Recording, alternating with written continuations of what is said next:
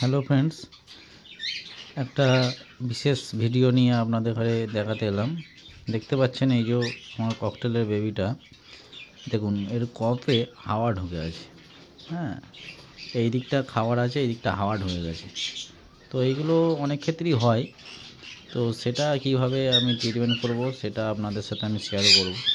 এটা খুব অনেক রকমভাবেই করা যায়। এই যে দেখতে পাচ্ছেন এইখানে খুব ভালোভাবে দেখতে গেলে এই কপের মধ্যে আপনারা দেখতে পাবেন অনেক ছোট ছোট শিরা আছে।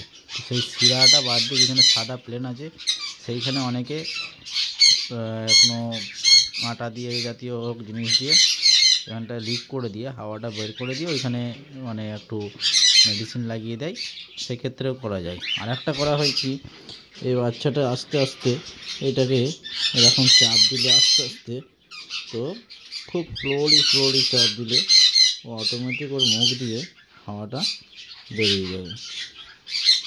হ্যাঁ,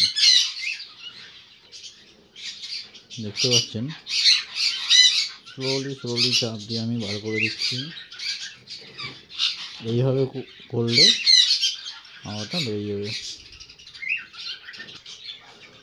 সো ফ্রেন্ডস, দেখতেই পাচ্ছেন আমি এইভাবে টিপে টিপে বার করে দিয়েছি। দেখুন এখন পুরো বাচ্চাটা ঠিক হয়ে গেছে। তো এই পদ্ধতিটা করতে পারেন, কিন্তু খুব রিস্ক, যারা নতুন তারা পারবে না, অভিজ্ঞতা থাকতে হবে, তাহলেই এটা হবে। আর একটা করা যায় যে আমরা ফিডিং করাই হ্যান্ড সিরিঞ্জ, ওই হ্যান্ড সিরিঞ্জের যে সফট টিউব হয় ওই টিউবটা এখানে ঢুকিয়ে কর্পে হালকা করে টেনে নিতে হবে।